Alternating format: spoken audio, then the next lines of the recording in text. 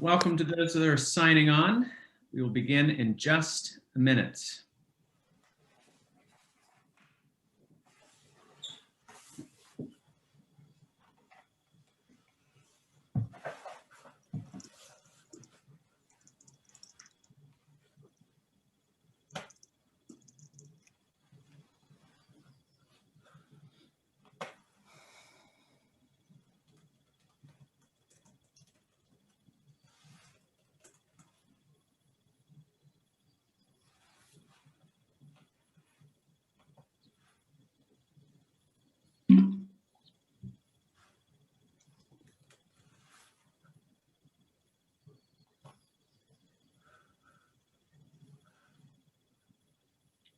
Give it another 20 seconds and then we'll get started.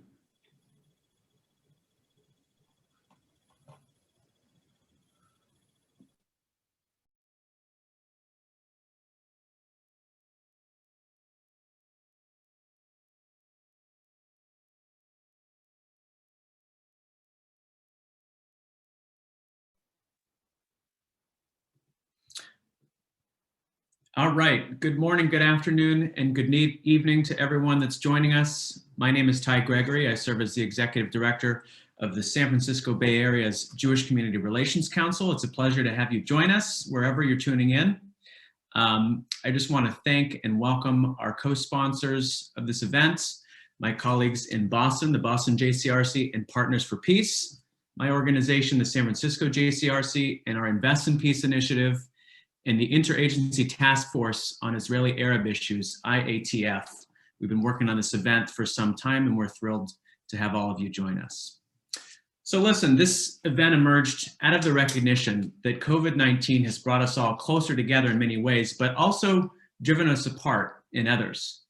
But this time has really illuminated for us how much COVID-19 has impacted issues around inequities in our society, racial, economic inequities, education inequities, and from practical standpoints like vaccine distributions, budget allocation, transportation and community planning, access to resources, opportunities, etc.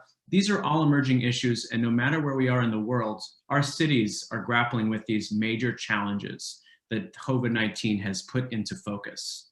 So whether you're in San Francisco, Boston, Haifa, or any city around the world, we think that it's important to come together because no community has a monopoly on good ideas.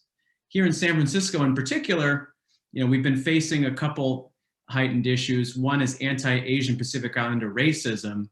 We've seen a string of terrible hate crimes over the past few weeks here in the Bay Area, and we're eager to figure out how we can leverage the Jewish community to support that community. But there are also unique challenges in Boston and Haifa. We want to hear about those too.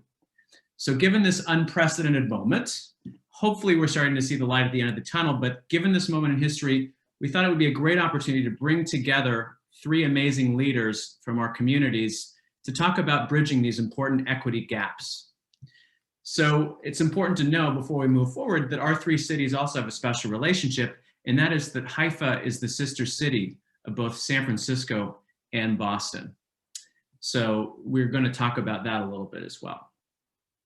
So we're going to give our speakers an opportunity to share their work, exchange ideas, and then open up for Q&A in a second. But before I do, I also want to thank Liron Shoham, who's the Executive Director of the IATF, and she'll also be providing translation support as needed throughout the program. So let me introduce our speakers.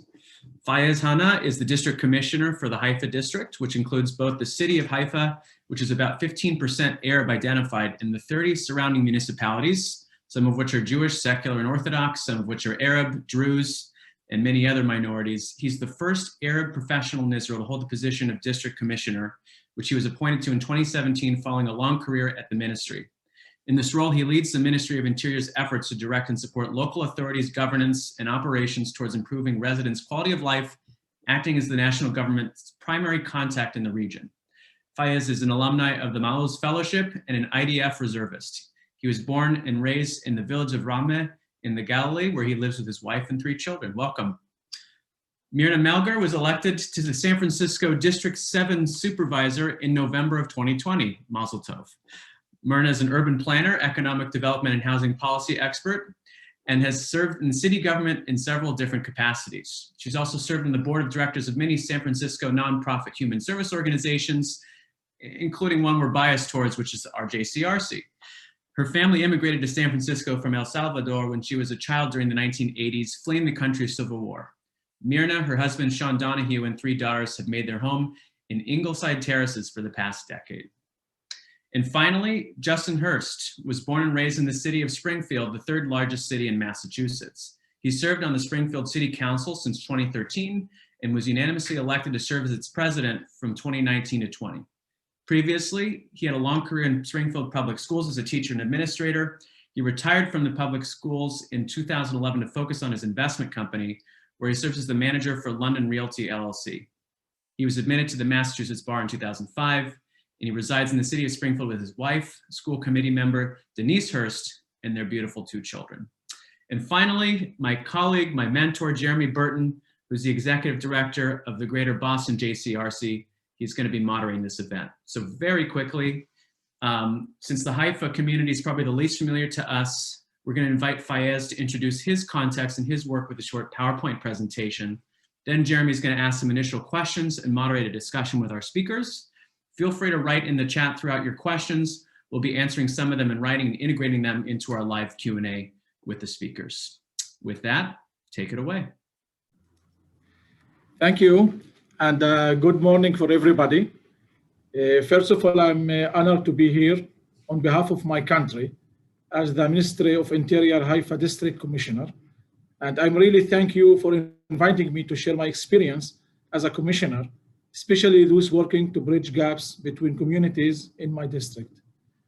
I will say that my name is Faiz, how you say it, and I am with over 20 years in public service.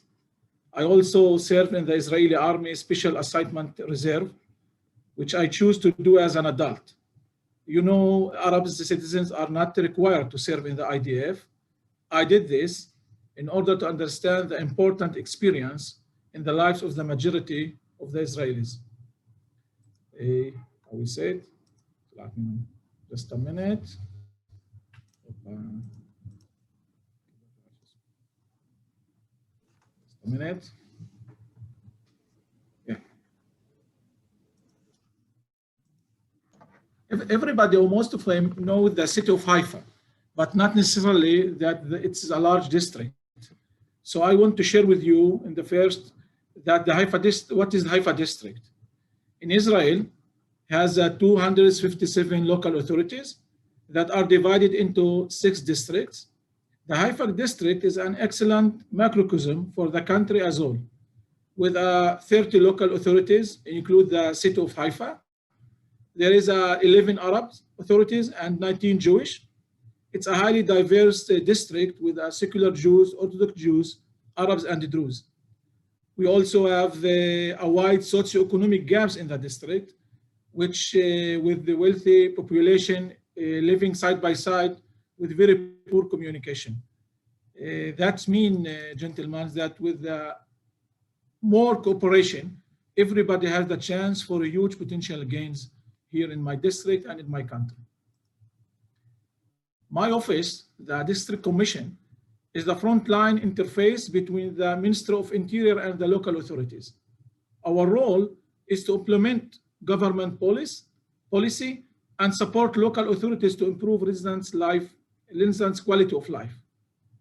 Being the first Arab District Commissioner in Israel gives me a great advantage to bridge cultural gaps and mediate between all sides by strengthening cooperation and promoting resource sharing across diverse communities.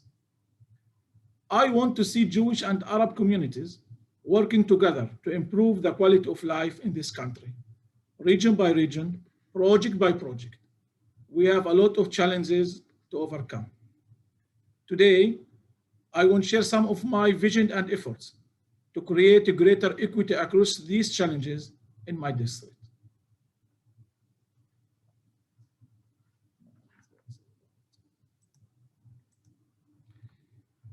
For the Arab localities, the problems are more severe.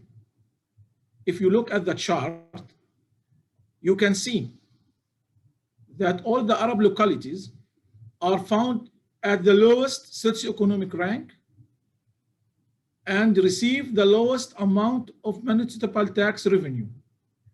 In our district, like all the country, Arab communities have the weakest population and the weakest localities. They are in a chronic survival mode.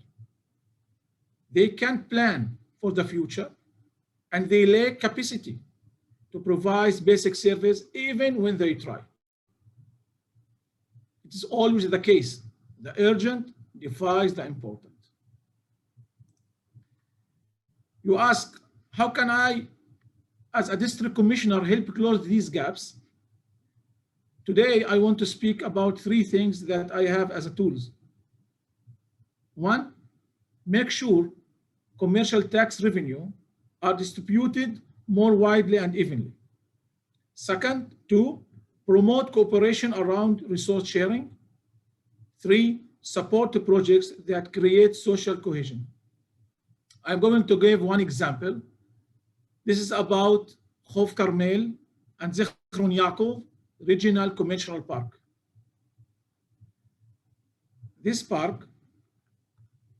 This commercial park that was developed near several local authorities, these two founding strong localities want all the revenue from all the project only for themselves.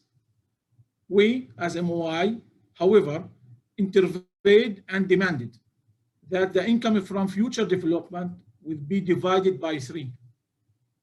2/3 to the healthy Zichron and Khof Karmel, and 1/3 for the poor Faradis and Jisr and Arab communities in the same area. But in order to keep peace, we allowed the wealthy localities to enjoy income from current assets. So beyond revenue, we get equal business opportunities for all, job creation for the region. But the main point here, for the first time ever, my office mandated that mayors of Faradis and Jisr be members of the board, in the board of the directors, as active partners in decision making. So we have three birds in one stone: narrowing the gaps, engaging and empowering Arab mayors, and establish the most important thing, establish trust between Arabs and Jewish communities. This is a policy, is set in stone for a future regional economic development and cooperation. This is one example, and we have money. There is still a long way to go, but we already saw in this last year some of the effects of the stronger of cooperation. I hope I will be able to share that with you later today. Thank you. Thank you, Commissioner Hanna, for starting off this conversation.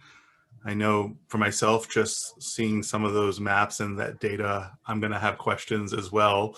But what I want to first do is invite our other two panelists into this conversation. And again, remind the audience, even though we're now almost a year into this, that if you have questions later on, we're going to get into them, and to use the Q&A function at the bottom of your screen to post your questions for us. So I'm going to start first with Supervisor Melgar, and then the same question for Councilor Hurst. Both of you are elected officials in cities that are both racially and economically diverse. And I'd like to ask you each to share some of the equity challenges in your community and how you are utilizing your roles as public officials to address those challenges. Supervisor Melgar. Thank you so much, Jeremy, and thank you everyone for tuning in. Commissioner Hanna, that was fascinating. Thank you so much for sharing.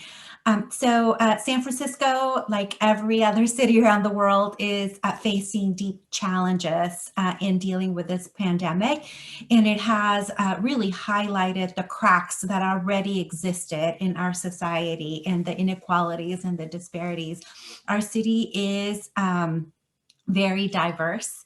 And it's also a wealthy city. It's one of the wealthiest cities in San Francisco. And nevertheless, we have lots of folks who are dealing with food insecurity, with not being able to stay housed during the pandemic, who have lost income. San Francisco's #1 industry is actually hospitality. We live off of tourism, which has been completely decimated by the pandemic. And the folks who tend to work in tourism are mostly immigrants. So Latino and Chinese immigrants in particular. So during the pandemic, it is those folks who have seen the largest loss of income. And at the same time, 46% of COVID infections in San Francisco are among Latinos who tend to live in overcrowded conditions and don't have, the space or income to keep social distancing. At the same time, because of the shutdown of public schools, the kids who have suffered the most in terms of the loss of learning have been English language learners and Latino children. So we see that there's a really wide disparity in how the pandemic has affected us. As the first Latina to have been elected to any Board of Supervisors seat in San Francisco in 25 years, and the first one to be elected without an appointment first, I have tried to lend my voice and knowledge to make sure we focus on the folks who need support the most. And I'm doing that from a district that doesn't have a very large Latino population, but I think that that is an important thing. I think, one of the things that I bring to the table as a Jewish, Latina, immigrant mother is that I can see different people's points of view and still, advance a progressive agenda to make sure that the folks who are affected the most get the most resources. Like Commissioner Hannah, I am looking at specific and pragmatic tools that we can use to redistribute the wealth that we do have to make sure that folks don't lose their homes and that people are fed. Thank you, Jeremy. Thank you. We're going to talk more maybe later on about how appointed vacancies is a pathway for a lot of representation. We are, as some people know, experiencing that here in Boston, specifically this year, where we're about to have, in all likelihood, in the next week or so, our first female and non-white mayor in the history of the city, and that's because of vacancy. But we'll see what happens in the fall. But we're not going to be in Boston for the rest of this conversation. We're going to Springfield, the third largest city. So, Councilor Hurst. Thank you, Jeremy. It's always a pleasure to be here. Thank you to the JCRC as well. You all always invite me to great panels, so I appreciate it. Supervisor Melger, pleasure to be here with you, and Commissioner. I certainly can relate to a lot of the things that you've said. We all know, like Supervisor Melger said, that this pandemic has been a catastrophe on Black and Brown communities, whether you're talking about the businesses that are shuttering and in many cases closing their doors, disproportionately high numbers with respect to Black and Latino owned businesses, and even for that matter, women owned businesses. In addition, when you look at the mortality rates, it's the numbers trend in the direction that Black and Latinos are dying from this particular pandemic at higher rates than any other group. And so we know that this pandemic has exposed a lot of the disparities that I'm sure we'll get into. And I think what is even more troubling for a city like Springfield, 150,000, 39% Latino, 19% African American, and 32% white, is that it would seem to me that once we've saw these inequities play themselves out in the pandemic, it would seem to me that when we start thinking about the recovery, we would be intentional in terms of the ways in which we addressed recovery. And for me, recovery started with making sure that, once this pandemic, ran its course, making sure that folks were getting tested and had access to testing. We here in Springfield, yes, we were able to get testing, but when you look at the minority communities, it was much more difficult for them to access testing to make sure that we didn't have the community spread that everybody said was so detrimental. So when you have to take 2 buses and pay to get tested, the likelihood is high that you're not going to get tested. On top of that, we know that We people of color live in more dense areas. And so when you start talking about community spread, you have a number of people that live within one household. And so it makes it that much easier. And so the fact that we couldn't isolate and identify these particular individuals who were testing positive was extremely problematic. But then when you start to look towards where we're at now, even the vaccine allocations, we deal with geographical issues. We're about 90 miles west of Boston, which unfortunately means that Boston gets a lot of the resources that ought to be coming west. And so while we're the third largest city, oftentimes here in Western Mass, we are forgotten about. So not only do we have the geographical disparity, but we're also dealing with inequities at the ground level, racial inequities as well.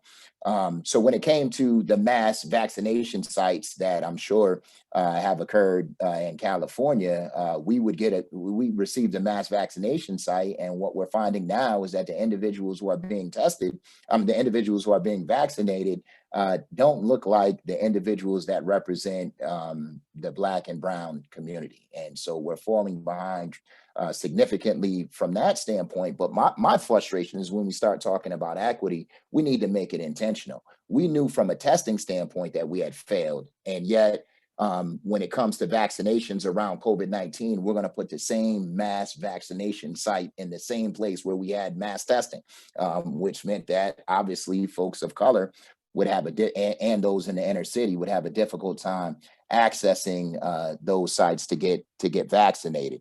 And just briefly, when we start talking about diversity, I heard a saying the other day that really resonated with me.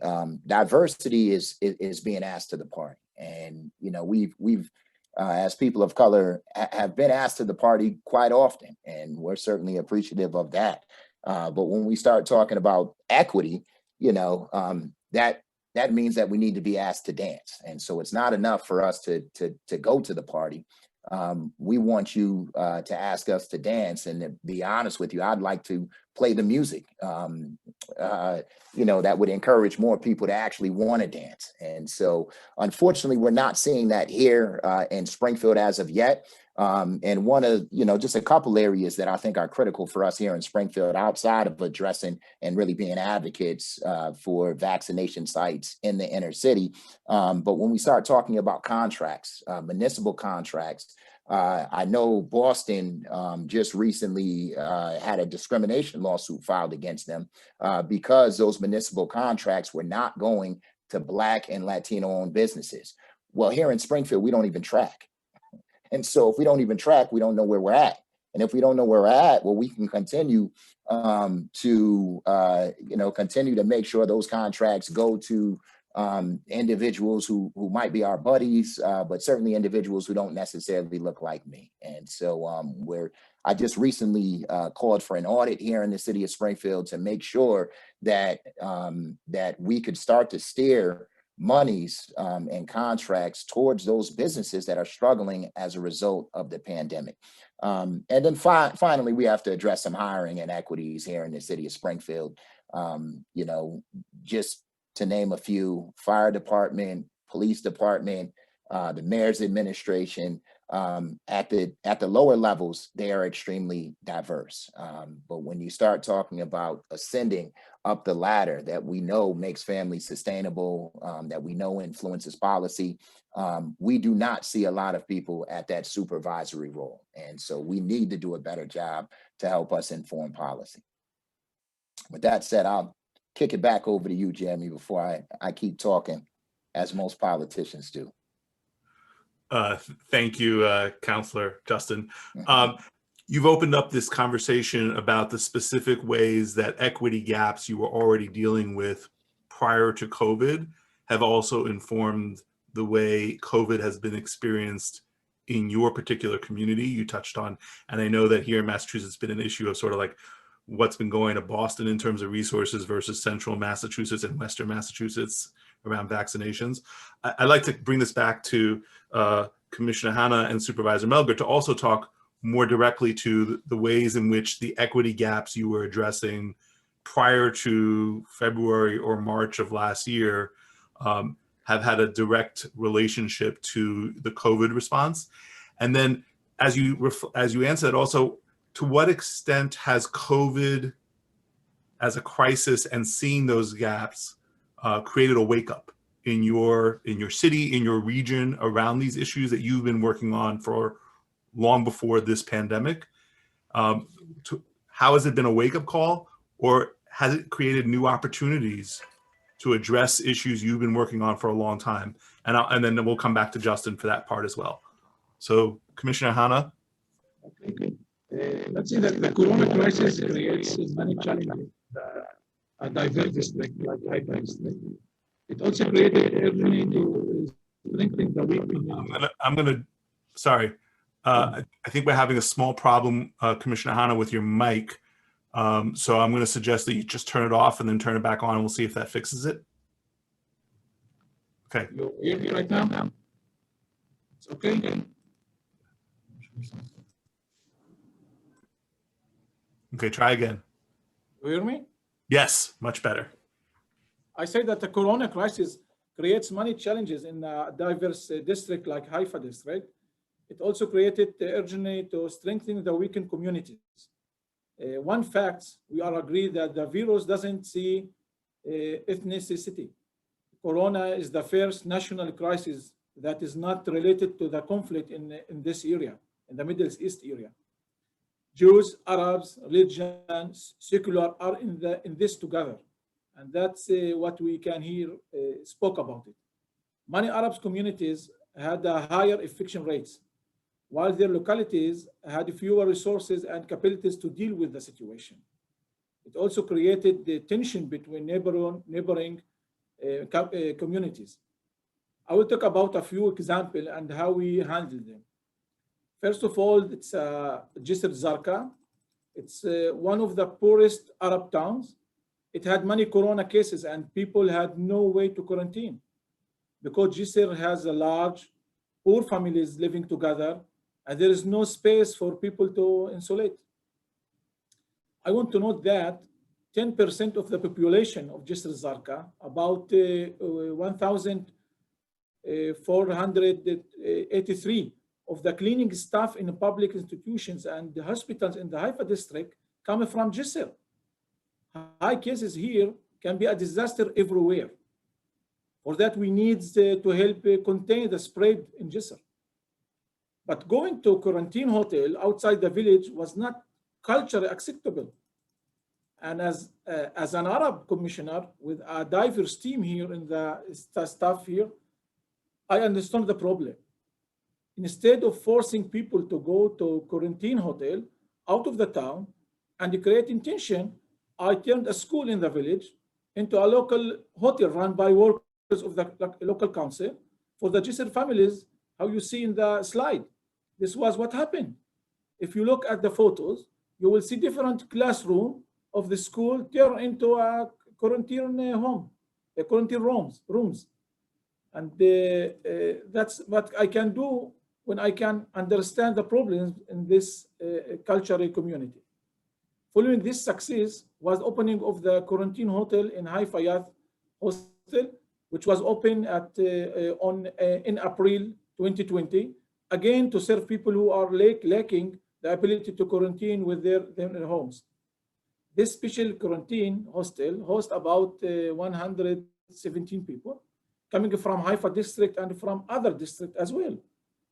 28 of them were Arabs, 13 Orthodox Jews, 4 secular Jews, and 2 foreign workers. Another example was the Arabs from Jisr Zarqa go shopping in Zichron, a wealthy Jewish community next door. With high corona cases in Jisr, people in Zichron become afraid from Arabs coming to shop. This could have been very tense in this area. Because of the cooperation we had created between Zichron and Jisr in the past, I advised the Zichron locality to recruit volunteers speaking both Hebrew and Arabic from both communities to stand outside of the shops to hand out masks and sanitizers.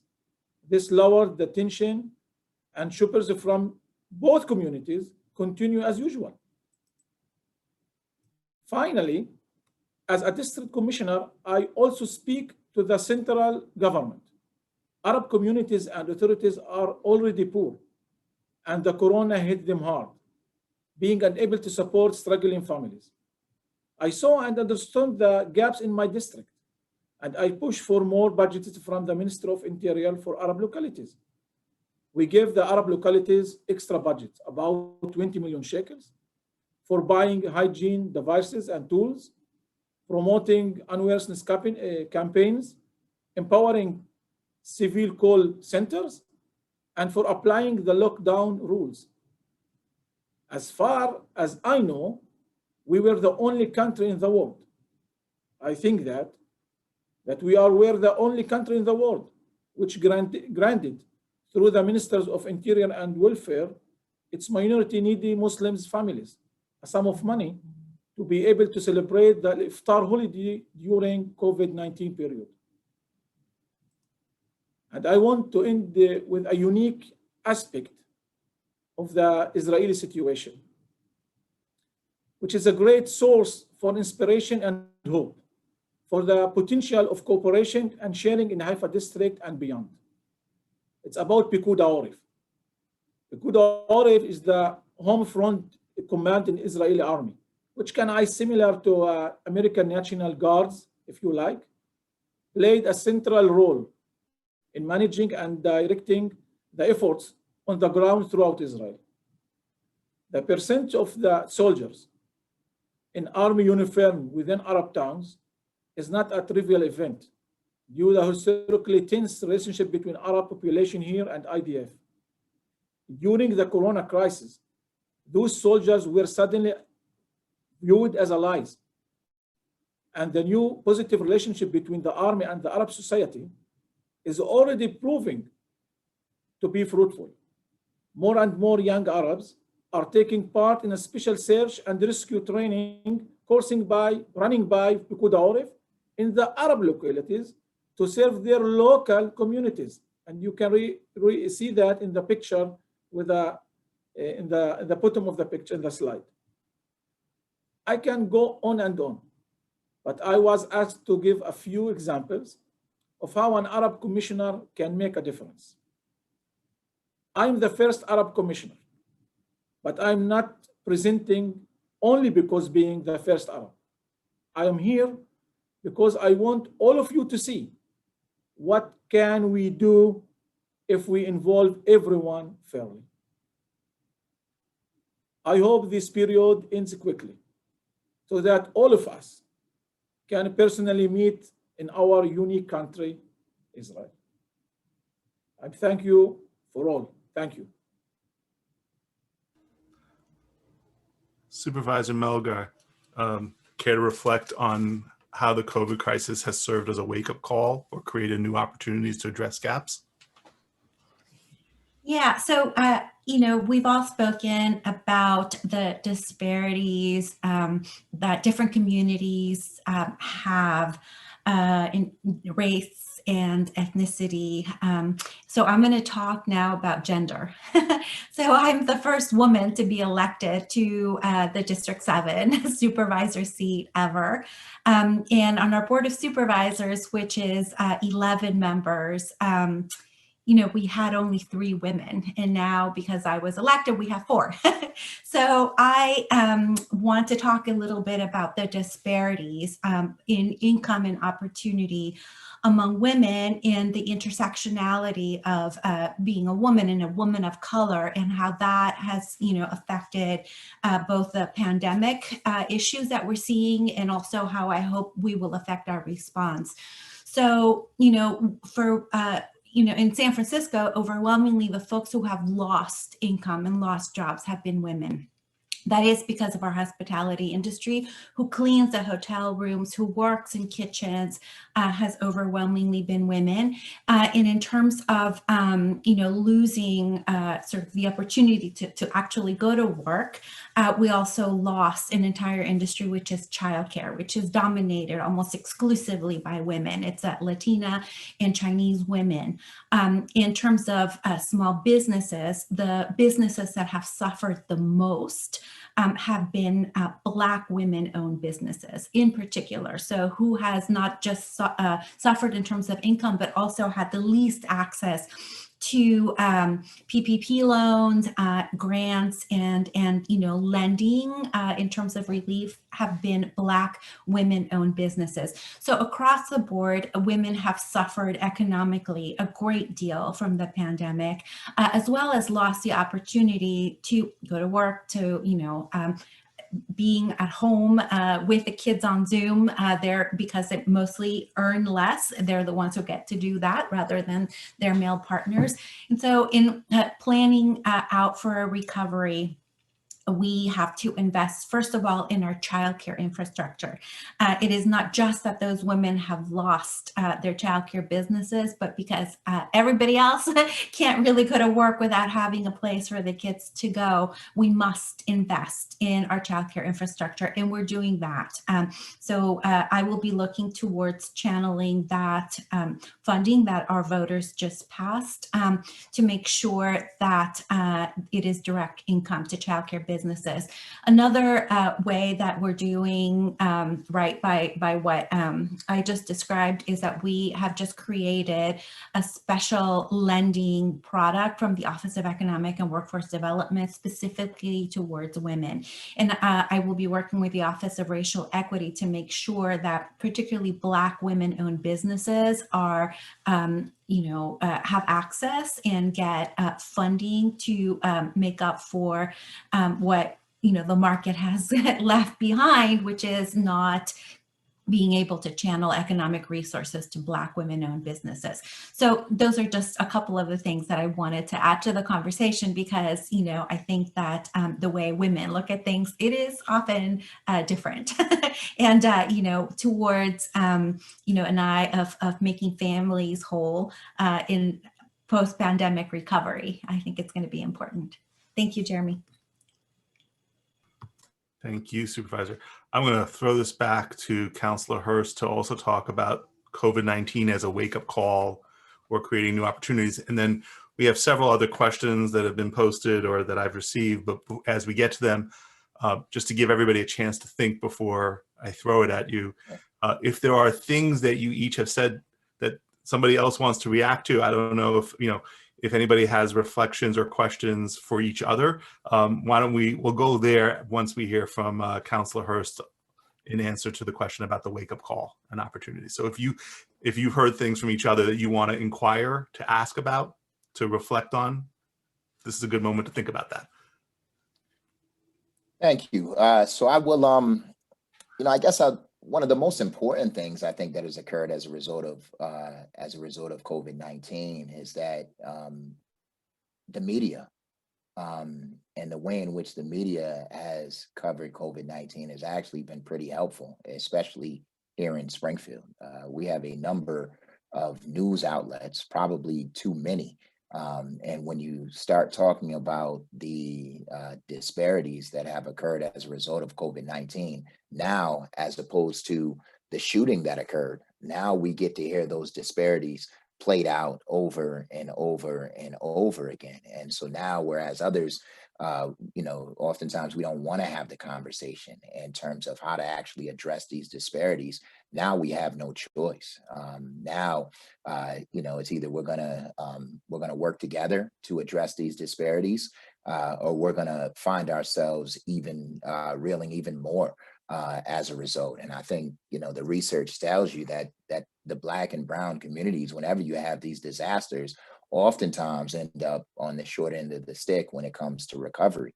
And so now we can at least place, knowing that we can have an emphasis put on how it is that we move forward.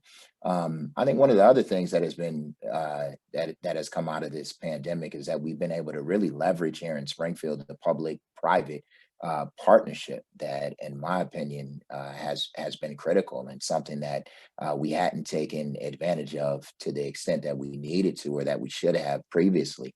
When you talk about when Supervisor Melger talks about sort of the learning loss that has occurred, especially here in Springfield to our children of color, I can only imagine what it would have been if Comcast hadn't provided free internet for them. I can only imagine what it would have been if we didn't get folks to kick in with respect to making sure every child had a laptop at home. Those were some of the things that I think really were, was a shining light here in Springfield, and hopefully we'll maximize those relationships moving forward. Thank you for that. So I'm going to open up a little bit more, try to loosen this up, and maybe if you have questions for each other or reactions to things that each other has said, this is a time for that. I'd like to know how the vaccinations are going in Israel from the commissioner. I mean, I've heard nothing but positive things in terms of the number of people that have been vaccinated. And so I just, I'd love to know a little bit more if you can just elaborate on how that is happening and how it is that you're able to get to that point. If not throughout Israel, maybe just in the area that you represent. I need like a little bit help to translate. I will talk in Hebrew. We will invite, אני פה. Yep. and for those in the audience, just want to welcome Liron Shacham from the Israeli Arab Task Force, our partner in this program, who's going to help as we get a little looser with the conversation. Commissioner Hannah. מודה לעמיתיי מהפאנל על השאלה המעניינת. Thank you to my colleagues in the panel for the interesting question. ואנחנו משתדלים בכל השיטות האפשריות לעזור לכל הרשויות המוחלשות, בין שהיו ערבים, בין שלא היו ערבים. We are making every effort to help all the local authorities, the weak ones and the less weak ones, to respond to the crisis in every Arab and Jewish, in every respect. אנחנו כנציגי מדינה מנסים להשקיע בפיתוח הכלכלי של הרשויות ושל כלל האזורים לעבודה משותפת. We, as the representatives of the Ministry of Interior, are trying to support local authorities in all their economic development and in cooperation. ואתה גם תדבר, הוא שאל על חיסונים גם. כן. ואנחנו כמשרד הפנים מתקציבים ומתמריצים את הרשויות המקומיות באמצעות תקציבים לבצע כל פעולה שקשורה לתעמולה וקשורה לאמצעים וקשורה לאכיפת הוראות משרד הבריאות. We as the Ministry of Interior are using all incentives possible in the form of budgets to incentivize and support the local authorities in promoting prevention and enforcement of guidelines.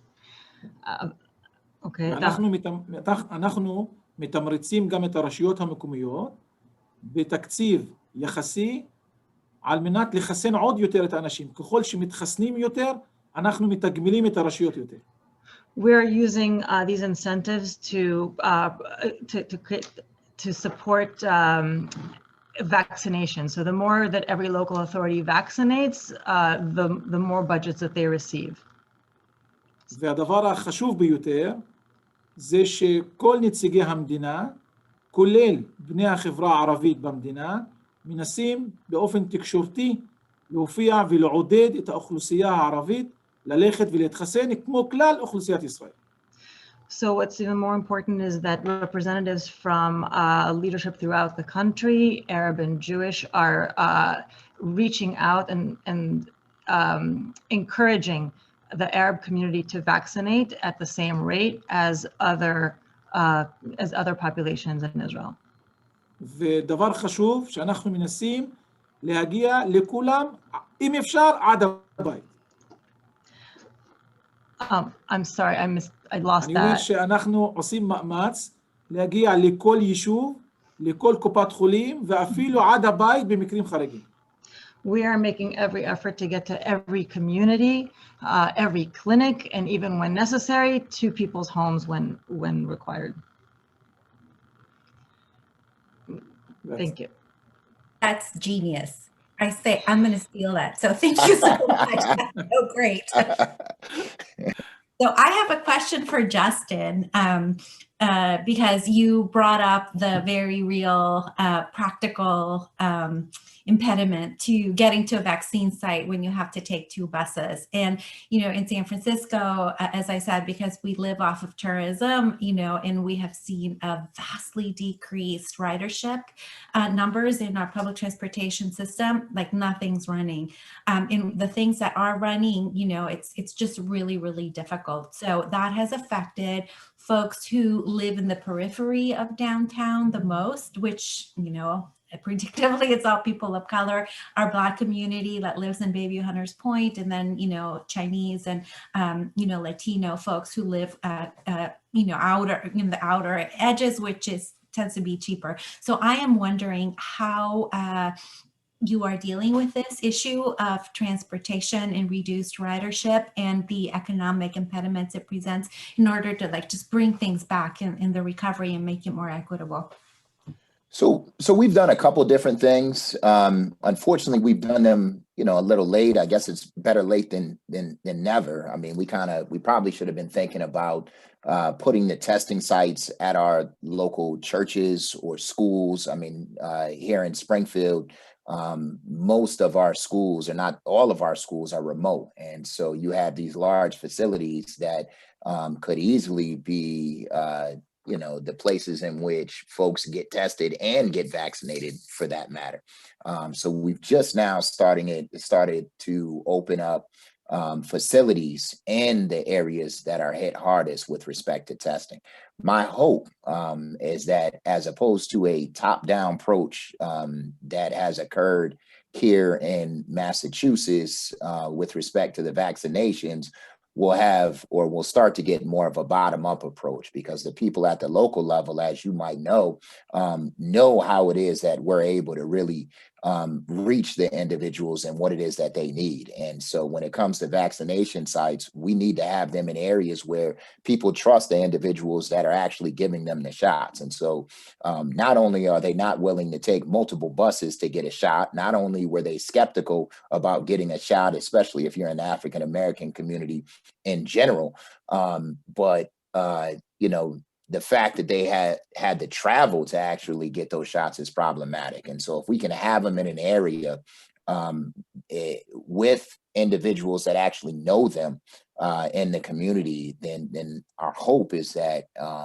is that we'll have more people vaccinated. But it's been a barrier, and I think what it is that, you know, that we needed to do more of was take the testing to the people and take the vaccinations to the people. Now, whether that was mobile testing, we've had a couple of those, you know, the mobile buses that kind of, you know, it didn't last too long, but they were used as testing. You know, they were used to test, and my understanding is that people are starting to do that to vaccinate folks. That to me makes more sense. But we need to do what Commissioner Hanna has done, and that's incentivize folks to actually come out and get vaccinated. Unfortunately, you have folks that are just going to be reticent, and you know, we need to make it as easy as possible. And you know, we also need to be ambassadors, in my opinion, for the vaccines, and really educate people on the efficacy of the vaccine. I hope I answered your question, Supervisor. I'm very intrigued by this conversation about making it easier for people to get vaccinated. I really appreciate the way that started. Just throwing in that there's a comment in the Q&A. It's not really a question, just to say that beginning today in San Francisco, the Muni is public transportation is offering free travel for individuals to and from vaccination sites. So that's just a comment that was shared in the chat. And maybe for those of us representing not San Francisco, That's an idea that's been thrown out today. Do other questions to each other? I saw Commissioner Hanna turned off. Go ahead. אני ברשותך ליקירתי מרנה, אם היא יכולה להסביר לי ממבט על, איך היא ראתה את הקהילות, נניח שהיא יוצאת ככה בשפה שלי, עולה למרפסת, איך הייתה רואה את הקהילות עובדות ביחד או לחוד, ואיך היא השתלבה שם. Was that a question? Yes, I'm sorry, I was muted. This is a question for Councillor Melgar. If you had the 30,000-foot view to look at the different populations in your area, what would you say about the cooperation between them around issues of equity or around the crisis?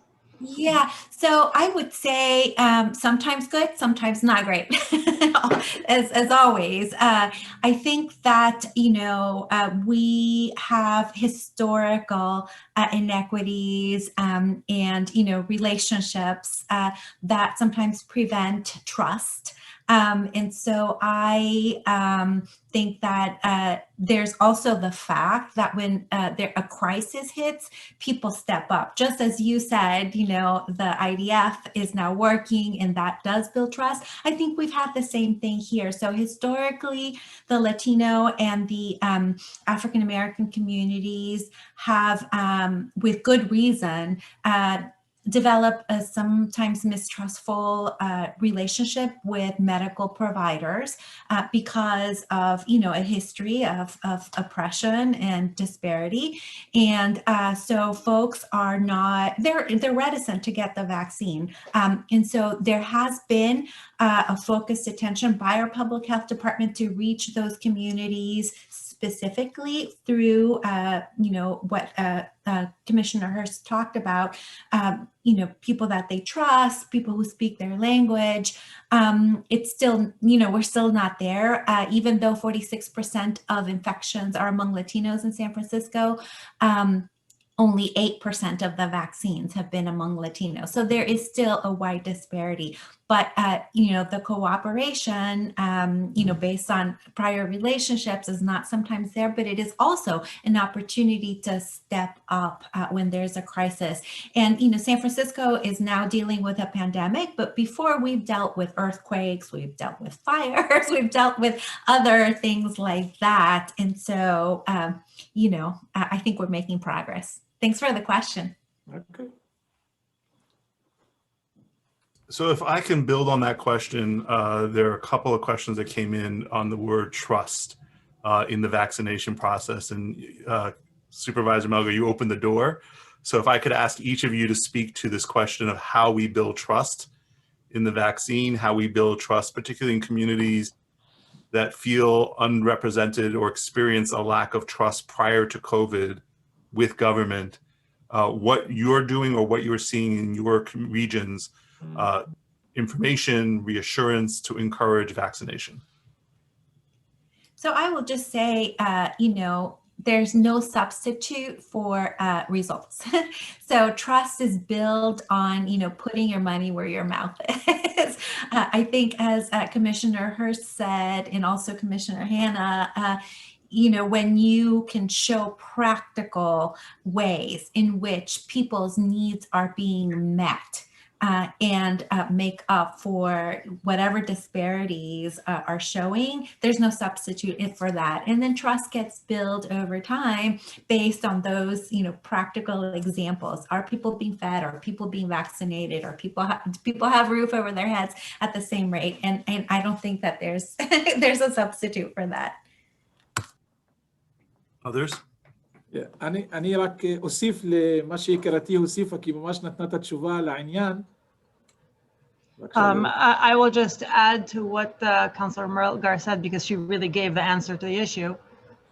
אני רוצה להתחיל מהכלל. I will start with the principle. לא צריכים לפחד מהכישלון לאי בניית טראסט מהרגע להרגע.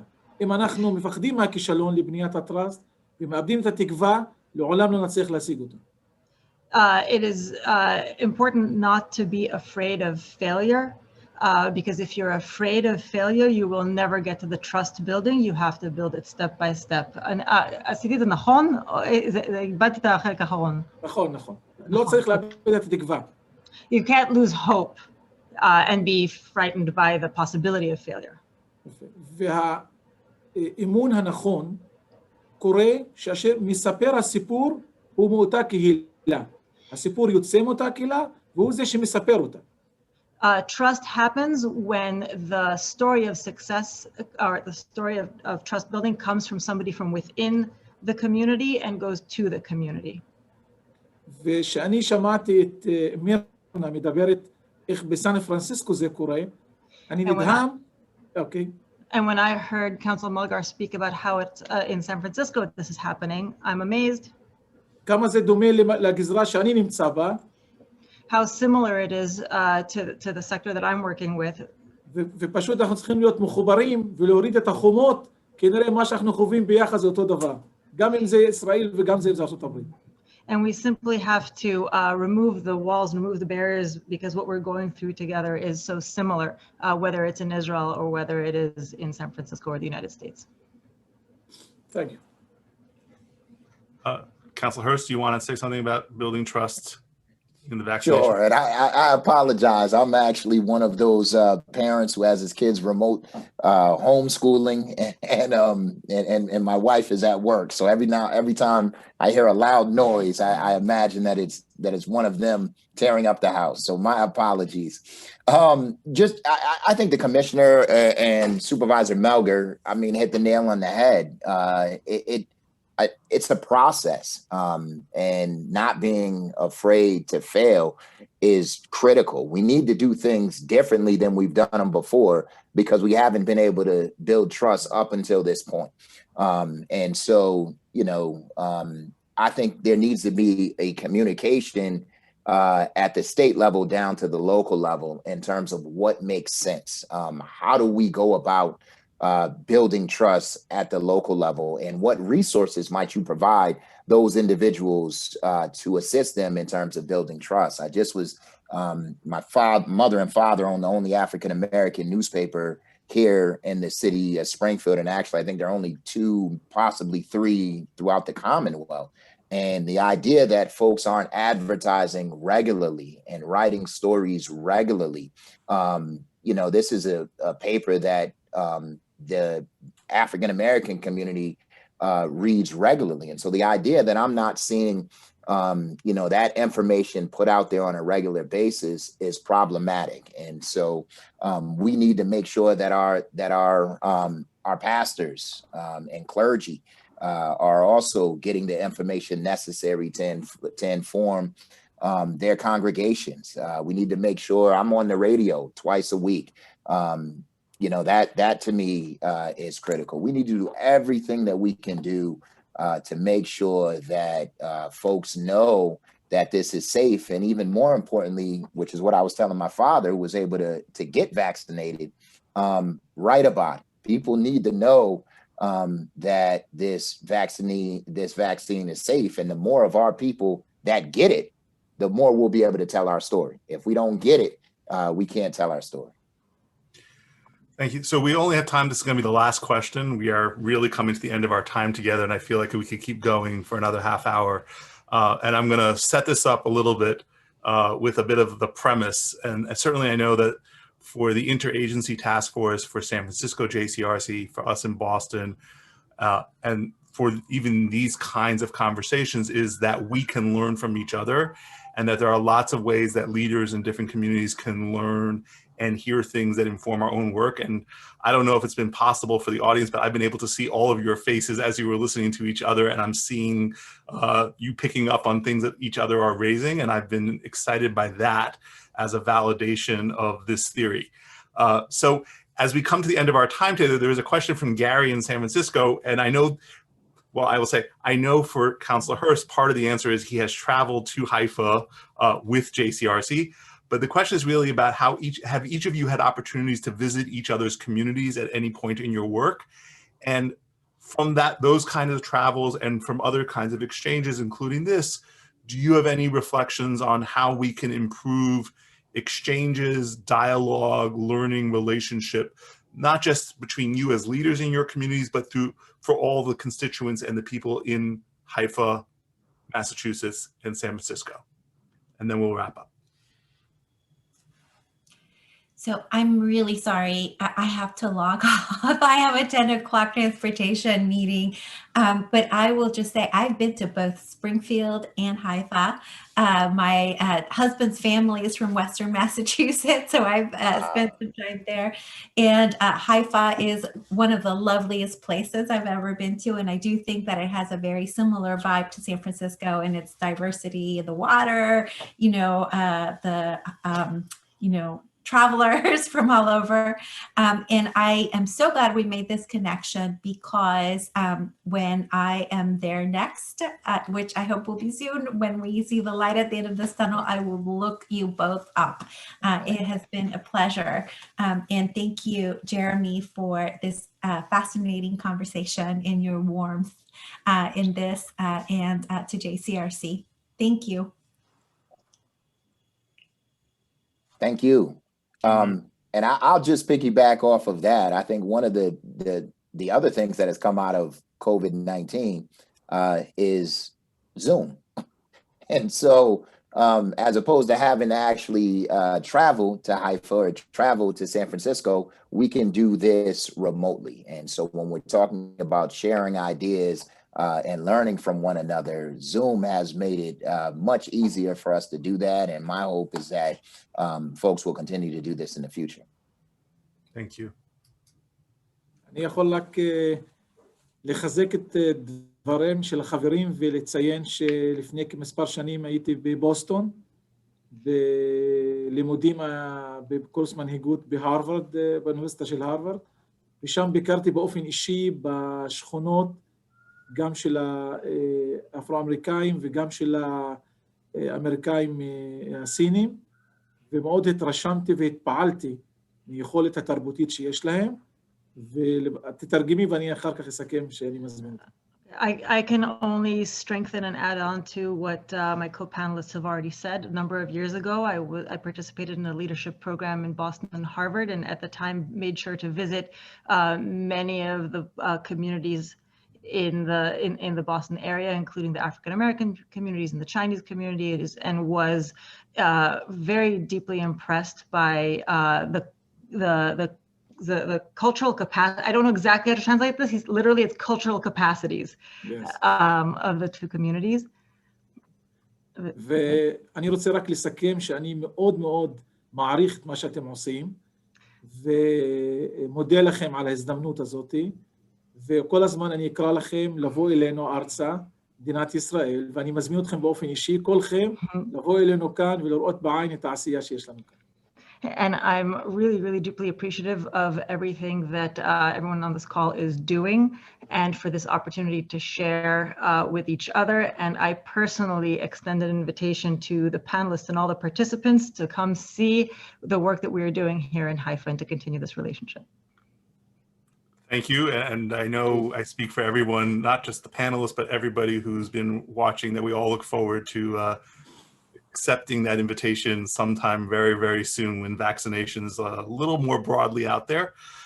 Thank you to our panelists, Commissioner Hanna, Councilor Hurst, Supervisor Melgar. Thank you to our partners, Boston JCRC, San Francisco JCRC, and the Interagency Task Force on Israeli-Arab Issues. And thank you to our audience for joining us for what I think was a very interesting conversation. Thank you. Thank you all. Absolute pleasure. Bye-bye. Take it easy. Thank you, Jeremy.